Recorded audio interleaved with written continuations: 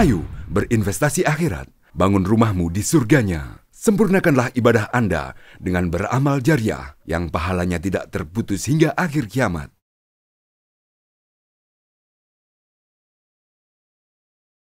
Bismillahirrahmanirrahim. Assalamualaikum warahmatullahi wabarakatuh. Alhamdulillahilladzi hadana lihada wa ma kunna linahtadiya laula an hadanallah. Ashhadu an la ilaha illallah wahdahu la syarika lah. Wa ashhadu anna Muhammadan abduhu wa rasuluh.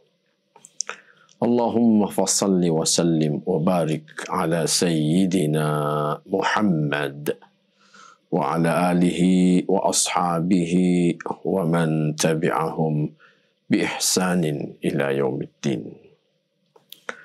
Kaum muslimin, muslimat, shaimin, shaimat, para pemirsa yang dirahmati Allah Subhanahu wa ta'ala. Alhamdulillah, tentu hanya karena izin Allah Subhanahu wa ta'ala kita kembali bisa bersilaturahim melalui kegiatan yang diberkahi Allah ini. Semoga senantiasa kita dirahmati Allah Subhanahu wa ta'ala. Para hadirin yang dirahmati Allah, kita sudah berada di menjelang akhir dari Ramadan kita.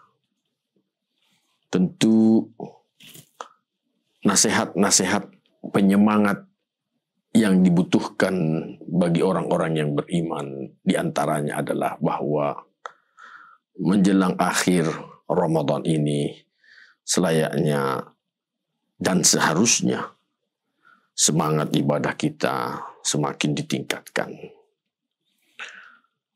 Bisa saja dengan alasan bahwa jangan sampai Ramadan kita kali ini adalah Ramadan yang terakhir.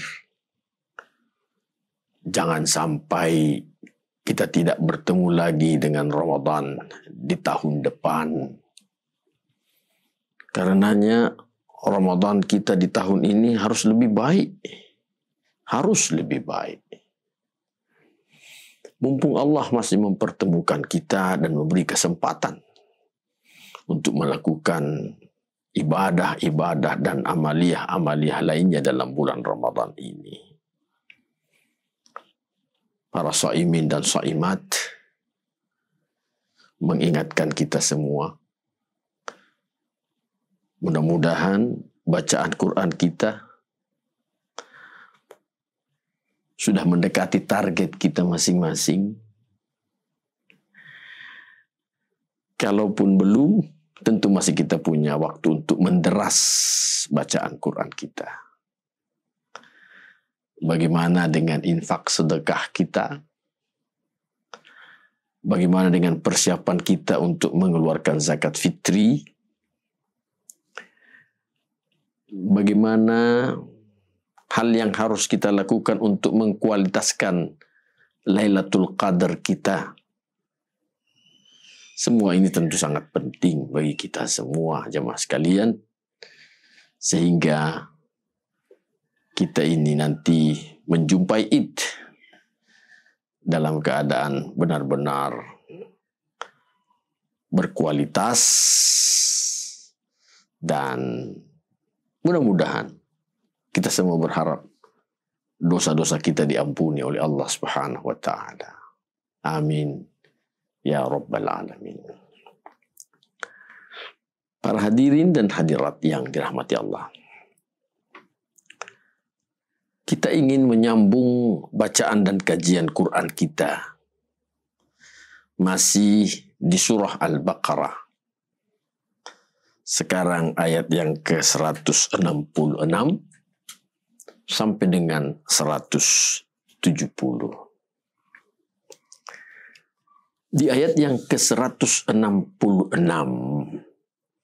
Allah Subhanahu wa taala berfirman, A'udzu billahi minasyaitonir rajim. إذ تبرأ الذين اتبعوا من الذين اتبعوا ورأوا العذاب وتقطعت بهم الأسباب. Ketika berlepas diri, berlepas tanggung jawab orang-orang yang diikuti dari orang-orang yang mengikutinya. Wara'awul azaba, dan mereka semua melihat azab yang sudah disiapkan oleh Allah Subhanahu wa taala. Wa taqatta'at bihimul asbab, dan seluruh sebab-sebab itu menjadi terputus, tidak lagi diterima oleh Allah Subhanahu wa taala. Para hadirin yang dirahmati Allah, tentang ayat ini beberapa ulama memberikan penjelasan. Qatadah, Atha, dan juga Rabi', mereka semua menyatakan bahwa ayat ini menyinggung tentang pembesar dan pemimpin yang nanti di hari akhirat mereka berlepas tanggung jawab terhadap rakyat yang memilih mereka.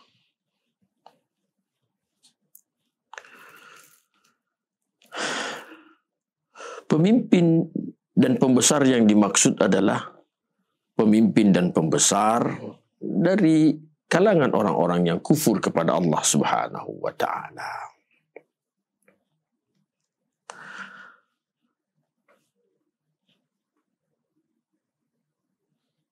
Pendapat yang lain yang juga diutarakan oleh Qatadah dan Suddi, mereka berdua berkata bahwa ayat ini menyinggung tentang syayatin al-mudillun, setan-setan yang menyesatkan itu. Tabarra'u minal ins, mereka berlepas tanggung jawab dari manusia.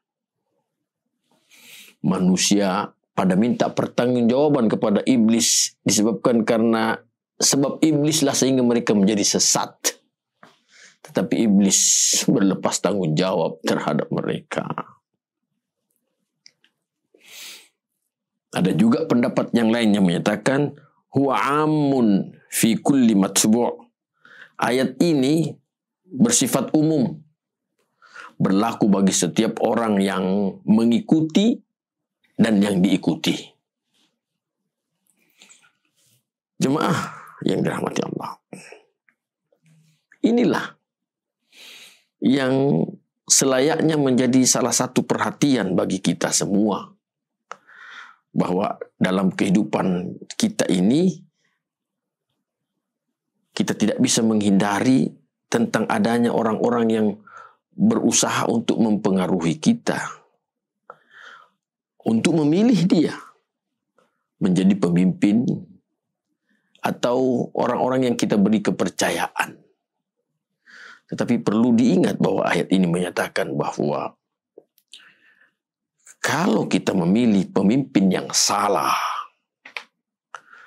maka tak ada alasan di depan Allah Subhanahu wa taala yang diterima oleh Allah Subhanahu wa taala.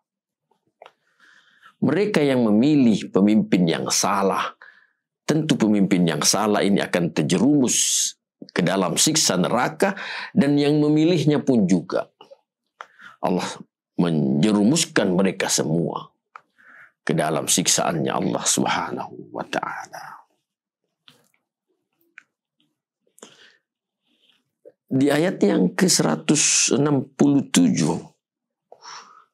Allah kembali melanjutkan berita tentang pemimpin dan pengikutnya di ayat yang ke-166 itu. Allah nyatakan, wa qala alladhina ittaba'u, Lau anna lana karratan fanatabarra'a minhum kama tabarra'u minna. Berkatalah orang-orang yang mengikuti, lau anna lana karratan, jika sekiranya kami ini masih punya dan diberi kesempatan, fanatabarra'a minhum kama tabarra'u minna, maka kami akan berlepas tanggung jawab, tidak akan mau memilihnya mereka lagi, sebagaimana sekarang ini mereka berlepas tanggung jawab terhadap kami. Kadzalika yurihimullahu a'malahum hasaratin 'alaihim. Begitulah Allah perlihatkan amalan-amalan mereka sehingga mereka menjadi benar-benar menyesal terhadap kejadian itu, terhadap proses memilih pemimpin tadi itu. Wa ma hum bikharijina minan nar. Mereka tidaklah mungkin keluar dari api neraka. Hadirin yang dirahmati Allah. Kata hasaratin alaihim, hasaratin.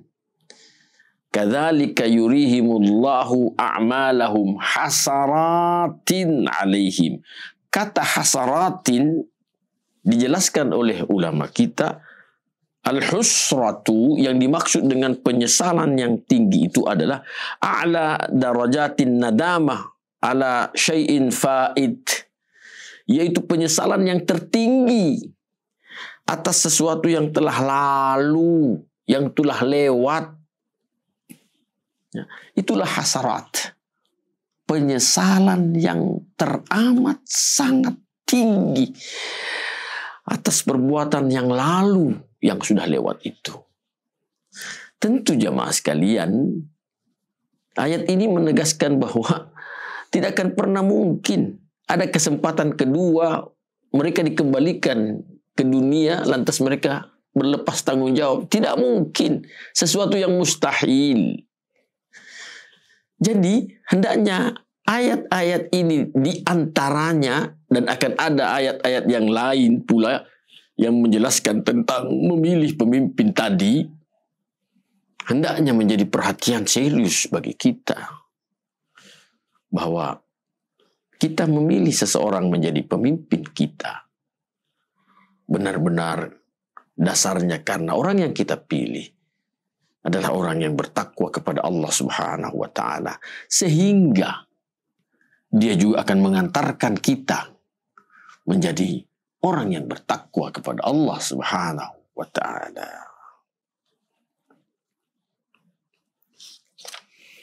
Ayat 168 Allah berfirman, ya ayuhan nas kulu mimma fil ardi halalan tayyiba wa la tattabi'u khutuwatis syaitan innahu lakum aduwwum mubin.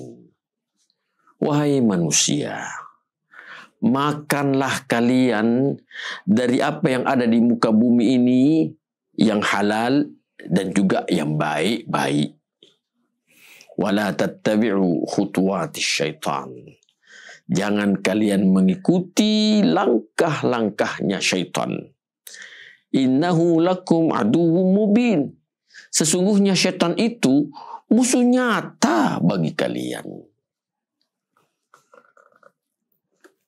Qila, ada pendapat yang menyatakan innaha nazalat fi Thaqif wa Khuza'ah wa Ibn Mudlij. Ayat ini turun kepada Thaqif, juga Khuza'ah, dan juga Bani Mudlij. Mereka itu fima harramuhu ala anfusihim minal an'am. Mereka mengharamkan pada diri mereka semua untuk mengkonsumsi hewan-hewan ternak. Jadi sesuatu yang Allah tidak haramkan, mereka mengharamkan pada diri mereka sendiri. Padahal sesungguhnya sekali lagi tidak diharamkan oleh Allah Subhanahu wa ta'ala. Jemaah yang dirahmati Allah, Karena ayat ini ayat perintah dan berlaku kaedah al-amru lil wujub, perintah itu hukumnya wajib, maka wajib bagi setiap manusia untuk memakan makanan yang halal dan yang baik-baik. Orang-orang beriman tentu punya kepedulian yang besar tentang perintah untuk mengkonsumsi makanan atau minuman yang halal dan yang baik. Halal, baik. Apa itu halal, jemaah sekalian? Mari kita mendengarkan beberapa penjelasan ulama tentang halal. Di sini dinyatakan wasummiyal halalu halalan, dinamakan yang halal itu halal linhilali uqdatil khatar an, karena hilangnya ikatan simpul bahaya dari sesuatu yang dikonsumsi itu. Hilangnya bahaya dari sesuatu yang dikonsumsi sehingga dia halal. Kalau begitu yang haram, makanan yang haram, tentu yang membahayakan masih melekat di situ. Sehingga Allah tetap mengharamkan makanan itu. Jemaah yang dirahmati Allah. Ulama fiqih kita menjelaskan bahwa haramnya sesuatu makanan itu karena dua penyebab dasarnya. Ada dua penyebab dasar sehingga makanan itu menjadi haram. Yang pertama, haram secara dzatiyahnya. Memang asalnya diharamkan oleh Allah Subhanahu wa taala. Di antaranya Allah nyatakan hurrimat alaikumul maitatu, diharamkan bagi kalian al-maitah, bangkai. Apa itu bangkai? Kaum muslimin ya Allah, ulama fikih kita juga menjelaskan bangkai itu adalah satu hewan yang mati yang tidak disembelih. Bangkai, hewan yang mati yang tidak disembelih. Nanti ada penjelasan-penjelasan yang lain dari ulama kita. Bagaimana kalau orang menembak dan dia mati, binatang yang ditembak itu mati. Maka dijelaskan bahwa ketika dia sebelum menembak, dia membaca bismillah, baru dia menembak. Kalau binatang itu mati, maka sudah sah, bukan lagi bangkai. Tapi kalau tidak baca basmalah, itu menjadi persoalan. Itu satu. Jadi bangkai itu adalah binatang yang mati tidak karena disembelih. Kedua, yang dimaksud dengan bangkai adalah binatang yang mati disembelih tapi tidak dengan ucapan bismillah, maka dia juga bangkai. Ini diperhatikan jemaah sekalian. Ya. Rasulullah menjelaskan kecuali ada dua bangkai yang dibolehkan, yang dihalalkan oleh Allah Subhanahu wa taala. Kedua bangkai itu adalah ikan, al-hut wal jarad, belalang. Jadi jamaah sekalian, jangan sekali-kali kita mengatakan bahwa ikan ini tidak disembelih. Gak ada ikan yang disembelih. Yang ada adalah ikan dipotong-potong kecil sesuai dengan kebutuhan kita. Jadi kalau begitu ikan bangkai, ya ikan bangkai, tapi halal. Kata sesuai dengan petunjuk Rasulullah, penjelasan Rasulullah sallallahu alaihi wasallam. Juga al-jarad, yaitu belalang. Kita kembali jemaah sekalian, yang diharamkan oleh Allah satu, al-maitat. Hurrimat alaikumul maitatu. Yang kedua, waddam, darah. Yang ketiga, walahmul khinzir, daging babi. Bagaimana dengan kulitnya? Haram. Bagaimana dengan bulunya? Haram. Bagaimana dengan darahnya? Haram. Rasulullah menjelaskan keseluruhan yang ada pada babi itu keseluruhannya haram. Satu-satunya binatang di dunia ini yang tidak bisa disama babi. Karena keseluruhan yang ada pada babi itu haram. Bagi ibu-ibu, mohon diperhatikan.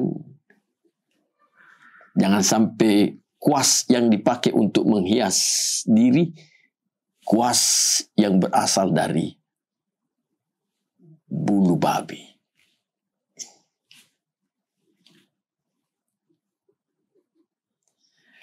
Dan juga info yang beredar bahwa ada pabrik rokok yang memasukkan darah babi di filter rokok. Karenanya berbahagia dan beruntunglah yang tidak merokok. Sudah pasti dia terlepas dari hal yang seperti tadi itu. Kemudian yang keempat yang diharamkan oleh Allah adalah wa ma uhilla li ghairillahi bi. Sembelihan hewan yang disembelih tetapi untuk sesajen, untuk dipersembahkan, bukan karena disembelih karena Allah. Ada orang yang pengen ziarah kubur. Kemudian dia menyembelih ayam untuk diletakkan di kuburan tadi. Maka ini haram hukumnya. Sekalipun ayam itu disembelih dengan bismillah. Tapi untuk sesajen, haram dimakan. Bagaimana dengan mereka yang ingin menebang pohon, lantas dia memberi sesajen di bawah pohon yang mau ditebang tadi? Haram makanan itu dikonsumsi. Wa ma uhilla li ghairillahi bihi. Yang kedua jemaah sekalian, penyebab haramnya sesuatu ialah karena muktasabahnya. Cara memperolehnya bertentangan dengan yang disyariatkan oleh Allah Subhanahu wa taala. Artinya tidak sesuai dengan syariat Allah Subhanahu wa taala. Pisang pada dasarnya halal. Tapi kalau diambil dari kebunnya orang, maka berubahlah yang halal ini menjadi haram. Karena cara memperolehnya dengan mencuri. Haram. Sekarang, bagaimana dengan mereka yang wajib zakat lantas tidak mengeluarkan zakatnya? Quran menjelaskan bahwa wa fi amwalihim haqqul lis-sa'ili wal mahrum. Dalam harta orang yang berpunya itu ada haknya orang lain, orang miskin yang meminta-minta dan orang miskin yang tidak meminta-minta. Karenanya kalau dia tidak keluarkan zakatnya, berarti dia tidak berikan haknya orang lain, atau haknya orang lain dia makan. Haram. Jemaah yang dirahmati Allah, mengkonsumsi sesuatu yang haram sangat berbahaya. Banyak hadis yang menjelaskan tentang itu. Di antaranya Rasulullah bersabda, qala Rasulullah sallallahu alaihi wasallam, man akala luqmatan min haramin. Siapa yang memakan satu suap dari yang haram, la yaqbalullahu salatahu arba'ina yauma. Allah tidak terima salatnya selama 40 hari. Dalam satu piring, berapa suap ya sekalian? Itu dalam satu piring sekali makan. Bagaimana kalau dia berulang-ulang? Luar biasa bahayanya. Hadis yang lain Rasulullah menyatakan, kullu lahmin nabata min haramin fannaru aula bihi. Semua daging yang tumbuh dari yang haram, api neraka yang paling berhak membersihkannya. Bukankah di dalam surah At-Tahrim Allah menyatakan bahwa neraka itu waquduhan nasu wal hijarah, kayu bakarnya manusia dan batu-batuan?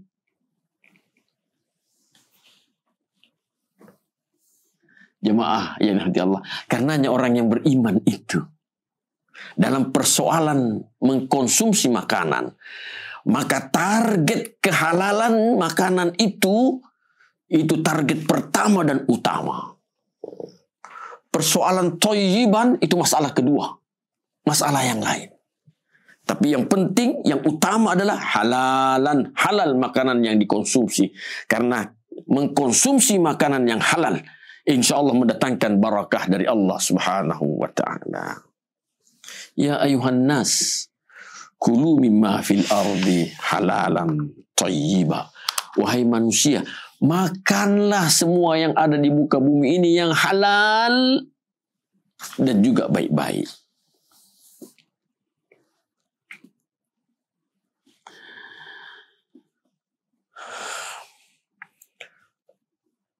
Sahal bin Abdullah rahimahullah, beliau berkata, An-najatu fi thalathatin. Kesuksesan itu ada pada 3 hal. Yang pertama, aklul halali. Memakan sesuatu yang halal. Jadi kalau kita mau sukses, mau selamat, salah satu di antaranya adalah 1, memakan yang halal. Yang kedua, wa adaul faraid. Melaksanakan ibadah-ibadah yang fardu, ibadah yang wajib.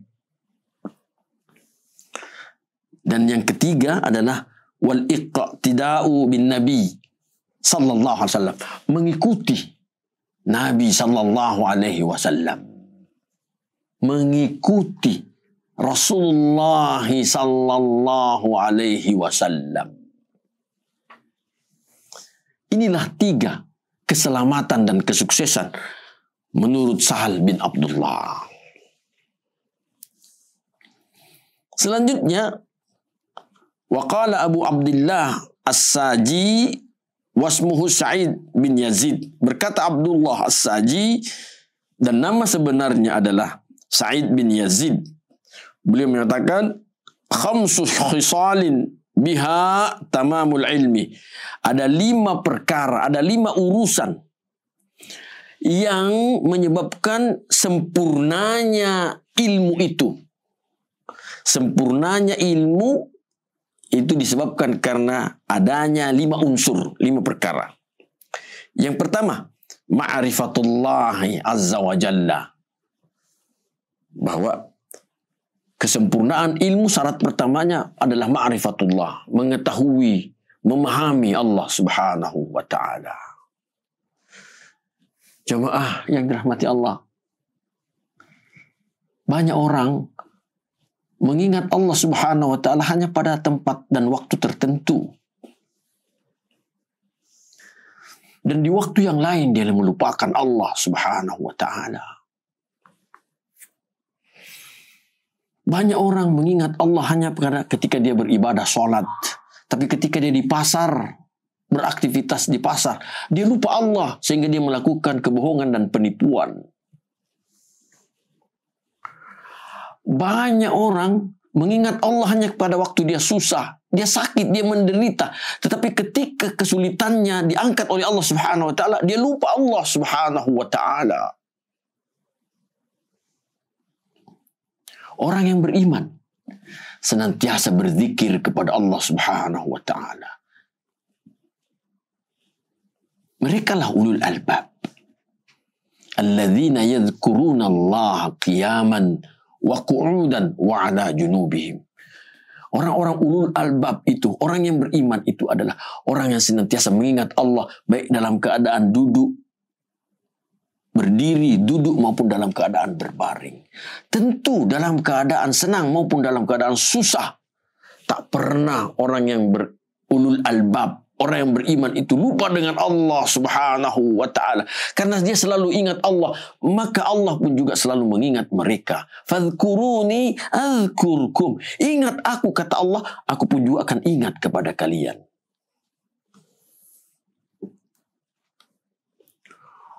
Unsur yang kedua yang menjadi syarat sempurnanya ilmu adalah wa ma'rifatul haq. Mengetahui yang benar. Ini benar, ini salah. Dan tentu dia tegas, istiqamah. Banyak orang ini dia tahu ini benar dan ini salah, tetapi ketika dalam keadaan tertentu dia pura-pura tidak tahu bahwa ini salah. Dia terjun ikut juga bergabung ke dalam hal yang salah tadi. Keistiqomahan itu penting jemaah sekalian. Ini benar, ini salah, dan kita istiqomah. Tidak mencampur adukkan antara keduanya. Wala talbisul haqqa bil batil. Jangan campur adukkan yang hak dengan yang batil. Wa taktumul haqqa. Karena nanti kalian akan cenderung menyembunyikan yang hak. Wa antum ta'lamun. Sedangkan kalian mengetahui bahwa ini hak. Yang saya lakukan batil. Tetapi karena persoalan syahwat, sehingga yang batil pun juga dilakukan. Unsur yang ketiga jemaah sekalian adalah ikhlasul amali lillah. Benar-benar dia ikhlas beramal. Ikhlas karena Allah subhanahu wa ta'ala. Dia ikhlas beramal karena Allah subhanahu wa ta'ala. Jemaah sekalian, kita sholat benar-benar ikhlas lillahi ta'ala. Kita berpuasa benar-benar ikhlas lillahi ta'ala. Kalau ada orang yang mau pamer berpuasa, apa gunanya? Apa gunanya dia pamer puasa? Kita berpuasa ikhlas lillahi ta'ala. Dan keikhlasan kita itu bisa dibuktikan dengan bahwa selama menjalani ibadah puasa, benar-benar kita tidak lepas dari tuntunan Allah dan tuntunan Rasulullah sallallahu alaihi wasallam. Begitupun juga salat yang ikhlas, salat yang tidak lepas dari tuntunan Allah dan tuntunan Rasulullah sallallahu alaihi wasallam.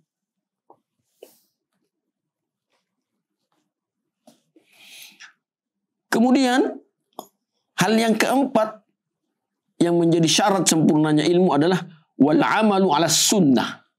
Dia beramal sesuai dengan sunnah Rasulullah sallallahu alaihi wasallam. Tidak melakukan amalan-amalan tambahan yang tidak dituntunkan, tidak dicontohkan oleh Rasulullah sallallahu alaihi wasallam. Tegas Rasulullah menyatakan, "Man 'amila 'amalan laisa 'alaihi amruna fahuwa raddun." Siapa yang melakukan amalan yang tidak ada contoh, tidak ada perintah dari kami, maka amalan itu tertolak. Mudah-mudahan tidak ada di antara kita jamaah sekalian yang berpuasa sampai 32 hari, 31 hari. Meskipun dia sangat ingin berpuasa 1 bulan 31 hari. Karena dalam Islam tidak ada bulan Islam yang 31, tidak ada. Bulan-bulan Islam paling banyak hanya 30 hari. Ada juga yang 28 hari dan ada yang 29 hari. Tapi tidak ada bulan Islam 31. Itu bedanya dengan bulan-bulan Masihiyah, Miladiyah. Kalau bulan Miladiyah, tahun Miladiyah, bulan Miladiyah, maka tidak ada jumlah harinya 28. Tidak ada. Tetapi ada 31. Jadi bagi yang ingin berpuasa 31 hari, jangan coba-coba. Karena tentu ditolak puasanya oleh Allah dan oleh Rasulullah sallallahu alaihi wasallam. Kemudian yang kelima, syarat yang kelima sempurnanya ilmu itu adalah wa'aklul halal. Memakan dan mengkonsumsi hal-hal yang dihalalkan oleh Allah subhanahu wa ta'ala. Selanjutnya beliau mengatakan, fa'in faqudat wahidatun lam yurfa'il amal. Kalau salah satu dari antara 5 syarat itu hilang, tidak diperhatikan, diabaikan, maka amalan itu tidak diterima oleh Allah subhanahu wa ta'ala. Amalan itu ditolak. Jadi jamaah sekalian rahmati Allah, 5 hal ini tentu sangat penting untuk kita perhatikan. Saya ulang lagi jamaah sekalian. Ma'rifatullah benar-benar kita mengetahui Allah Subhanahu wa taala, kita salat. Kalau salat ingin kita khusyuk, maka kita harus ihsan di dalam beribadah salat. Apa itu ihsan? Kita meyakini bahwa salat ini dilihat oleh Allah Subhanahu wa taala, sehingga salat yang kita lakukan betul-betul salat yang berkualitas. Yang kedua, wa ma'rifatul haq, mengetahui yang hak. Yang ketiga, al-ikhlasu fil amal, al-ikhlasul amali lillah, melakukan amalan-amalan ikhlas karena Allah Subhanahu wa taala. Selanjutnya, wal amalu ala sunnah, dia beramal, beribadah sesuai dengan tuntunan sunnah Rasulullah sallallahu alaihi wasallam. Adapun urusan duniawi, Rasulullah menyatakan antum a'lamu bi umuri dunyakum. Kalian lebih tahu tentang urusan dunia kalian. Dan yang kelima, wa aklul halal, memakan dan mengkonsumsi yang halal. Kaum muslimin, muslimat yang dirahmati Allah. Di penghujung ayat yang ke-168 Allah menyatakan wala tattabi'u khutuwatis syaitan innahu lakum aduwwum mubin. Jangan kalian mengikuti langkah-langkahnya syaitan. Sesungguhnya syaitan itu musuh nyata bagi kalian. Di ayat yang lain Allah menyatakan fattakhidhuhu aduwa. Karena dia musuh nyata, maka benar-benar jadikan syaitan itu musuh. Jangan berlunak-lunak, jangan berlemah-lemah terhadap syaitan.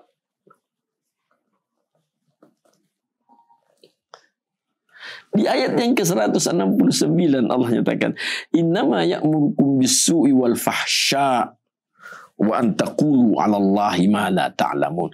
Sesungguhnya syaitan itu tiada lain senantiasa menyuruh, mengajak kalian untuk berbuat buruk dan berbuat keji, melakukan perbuatan buruk dan keji. Yang ketiga, wa an taqulu 'ala Allahi ma la ta'lamun.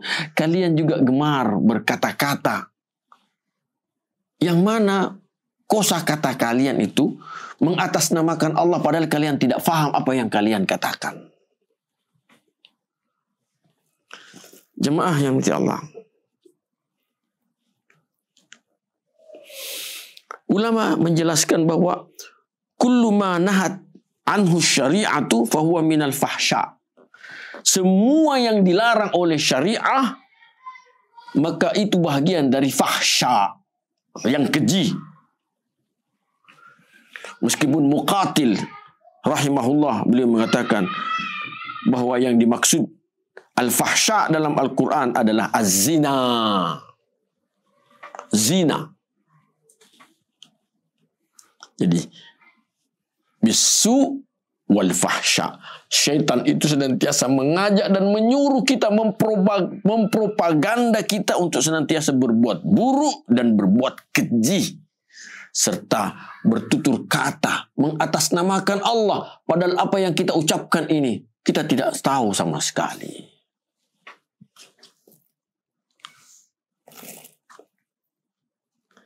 Di ayat yang ke-170 Allah nyatakan wa idza qila lahum ittabi'u ma anzalallah, apabila dikatakan kepada mereka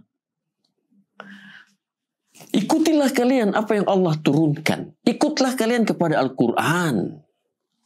Qalu, mereka berkata, bal nattabi'u ma alfaina alaihi aba'ana. Kami bahkan hanya mau mengikuti apa yang telah ditinggalkan oleh nenek-nenek moyang kami dahulu. Mereka taklid, meniru nenek moyang mereka dahulu. Awalau kana aba'uhum la ya'qiluna syai'an wa la yahtadun. Meskipun bapak-bapak mereka dahulu itu tidak berakal dan tidak dapat hidayah. Jemaah sekalian hati Allah, kita memilih agama Islam berarti kita siap diatur oleh Allah Subhanahu wa taala. Karena agama ini sepenuhnya miliknya Allah. Itu Allah jelaskan dalam surah Al-Bayyinah. Wa ma umiru illa liya'budullaha mukhlishina lahuddin. Tidaklah manusia itu diperintah oleh Allah melainkan untuk beribadah kepada Allah dengan ikhlas. Maksudnya ikhlas itu adalah bahwa dia beribadah sesuai dengan tuntunan dari Allah dan dari Rasulullah sallallahu alaihi wasallam. Lahuddin, agama ini punyanya Allah. Artinya semua syariat agama ini, semua syariat agama yang ada dalam agama Islam, syariat Islam ini lengkap. Lengkap. Kita tinggal hanya membaca, memahami, serta mengikutinya. Karenanya tidak dibenarkan ada membuat sesuatu yang tak pernah dituntunkan oleh Rasulullah sallallahu alaihi wasallam. Perhatikan jemaah sekalian, ada sebuah kejadian di zaman pemerintahan Khalifah Umar bin Khattab. Kejadian itu dilakukan oleh seorang sahabat yang lain. Dia bersin. Acin. Lantas dia membaca Alhamdulillahi Rabbil Alamin. Umar radhiyallahu anhu mendengar itu, dipanggil, ya fulan, ta'al, sini fulan. Madza qulta, apa yang kau bilang tadi ketika kamu bersin? Sahabat itu menjawab, Alhamdulillahi Rabbil Alamin. Lantas Umar marah, dipegangnya kerah bajunya, diguncang. Lantas beliau berkata, inikah yang diajarkan oleh Rasulullah sallallahu alaihi wasallam? Rasulullah hanya mengajarkan kita alhamdulillah, tak ada Rabbil Alaminnya. Sahabat itu menjawab, tapi ini kan baik, ya Khalifah. Semakin diguncang oleh Umar, lantas beliau menjawab, baik menurut kamu, tapi tidak dituntunkan oleh Rasulullah sallallahu alaihi wasallam. Perhatikan jemaah sekalian.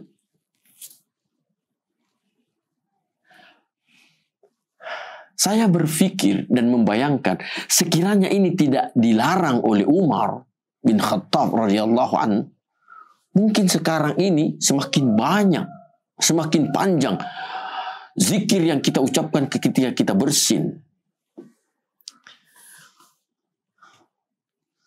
Kalau di zaman sahabat tadi yang berkasus, ketika dia bersin dia membaca Alhamdulillahi Rabbil Alamin, mungkin kalau tidak dilarang, nanti di masa berikutnya akan ada orang bersin yang dia nambah. Dia bersin, acin, Alhamdulillahi Rabbil Alamin, Ar-Rahmanir Rahim. Nanti di generasi berikutnya dia nambah lagi, Maliki Yaumiddin. Akhirnya jadi surah Al-Fatihah. Siapa yang menyangkal bahwa surah Al-Fatihah itu semuanya baik? Tentu tidak ada yang menyangkal. Tapi meskipun surah Al-Fatihah itu baik, ketika seseorang bersin, maka doa yang dituntunkan oleh Rasulullah hanya Alhamdulillah. Selesai. Yang mendengar menjawab Yarhamukallah. Yang bersin kembali menjawab Yahdikumullahu wa yuslihu balakum.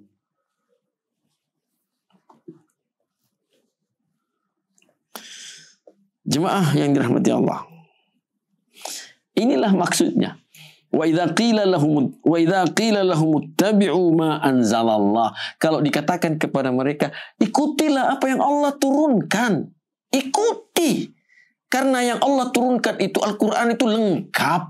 Tak ada kekurangannya. Ikuti. Qalu, mereka malah menjawab, bal nattabi'u ma wajadna, bal nattabi'u ma alfayna alaihi aba'ana. Kami hanya mengikuti apa yang telah ditinggalkan oleh nenek-nenek moyang kami terdahulu. Inilah yang disebut dengan bahasa lain taklid. Taklid, meniru atau ikut-ikutan. Dan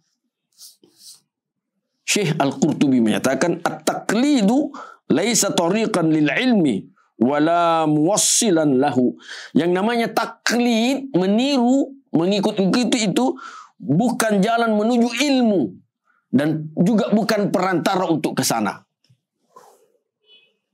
Orang taklidul a'ma, dan dia bersekuku dengan taklidnya, maka dia akan menolak ilmu. Dia akan menolak ilmu karena sudah bersekukuh dengan taklidnya tadi itu, mengikuti kebiasaan nenek-nenek moyang terdahulu. Jemaah sekalian, ketahuilah bahwa setiap orang itu punya budaya. Budaya itu adalah warisan peninggalan orang tua-tua kita dahulu. Sekali lagi, setiap orang punya budaya, setiap suku punya budaya. Tapi agama ini memperbaiki budaya. Kalau budaya itu bertentangan dengan kehendak Allah, maka budaya itu harus ditinggalkan. Dan yang kita ikut adalah Allah Subhanahu wa ta'ala. Tetapi kalau budaya itu berkesesuaian dengan syariat Allah, maka tetap kita lakukan. Apa di antaranya budaya yang berkesesuaian dengan syariat Allah? Budaya malu. Budaya malu. Rasulullah pernah menyatakan, "Idza lam tastahi fasna' ma syi'ta." Kalau kamu sudah tidak punya malu lagi, silahkan bikin apa yang kalian mau. Malu kita kalau sering berbohong. Malu kita kalau ingkar janji. Malu kita kalau orang sudah tidak percaya lagi dengan kita. Perhatikan jemaah sekalian. Pada era-era akhir zaman, budaya malu ini semakin tipis. Padahal malu itu penting. Yang lain, budaya yang lain yang dikuatkan oleh syariat Allah Subhanahu wa taala, memuliakan tamu. Memuliakan tamu. Setiap manusia kebiasaan baiknya, budayanya yang baik adalah memuliakan tamu. Ini diperkuat oleh syariat Allah Subhanahu wa taala, memuliakan tamu.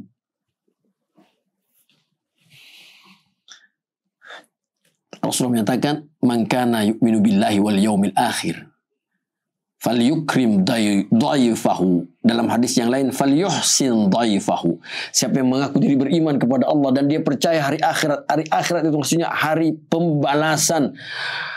Falyukrim dhaifahu, hendaknya dia memuliakan tamunya. Hadis yang lain, "Falyuhsin dhaifahu." Hendaknya dia berbuat baik dengan tamunya. Jemaah yang berkata Allah, mari kita berusaha untuk senantiasa patuh, tunduk kepada Allah Subhanahu wa taala. Karena kita memang hamba dan Allah pencipta kita. Tentang warisan peninggalan nenek moyang, mari kita pilih dan pilah.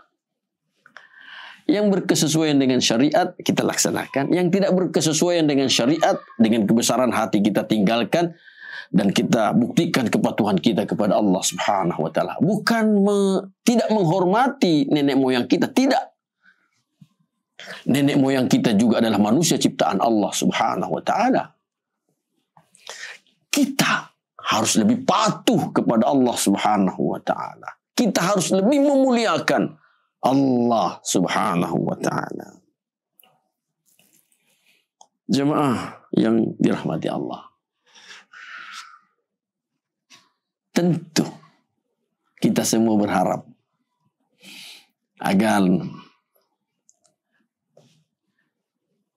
pendidikan dan latihan yang kita jalani dalam bulan Ramadan ini, siapa yang mendidik dan siapa yang melatih kita? Allah dan Rasulnya. Allah dan Rasulnya membuat satu waktu yang dinamakan Ramadan, di mana mereka yang menerjunkan diri aktif dalam Ramadan itu, insya Allah sesudahnya nanti, setelah pelatihan itu, akan lahir menjadi manusia-manusia yang lebih berkualitas. Jangan sampai, jangan sekalian, kita tidak berkualitas, bahkan dianggap merugi orang yang kualitasnya sangat kecil. Ada peringatan Rasulullah sallallahu alaihi wasallam, beliau berkaitan dengan Ramadan, beliau berkata khaba wa khasir, celaka dan merugi. Beliau ulang 3 kali, khaba wa khasir, khaba wa khasir. Karena diulang 3 kali, sahabat bertanya, man ya Rasulullah? Beliau menjawab, liman madha Ramadan walam yughfar dhunubuhu. Orang yang sudah melewati Ramadan tetapi dosa-dosanya belum diampuni oleh Allah Subhanahu wa taala. Tentu kerugian besar.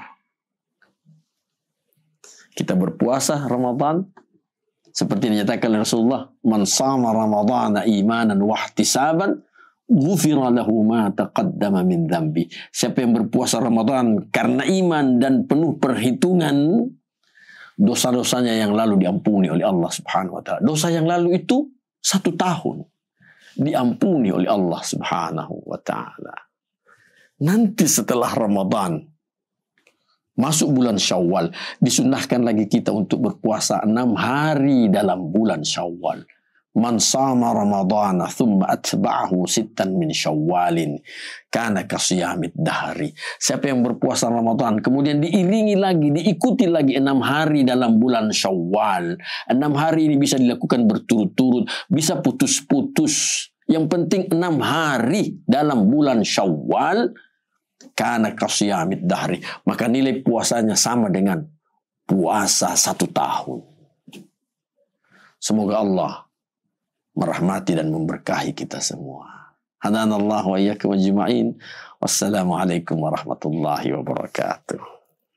Ayo dukung media dakwah Masjid Agung Al-Akbar dengan ikut berdonasi pengadaan alat multimedia dan operasional dakwah. Usia boleh terputus, pahala jariah mengalir terus.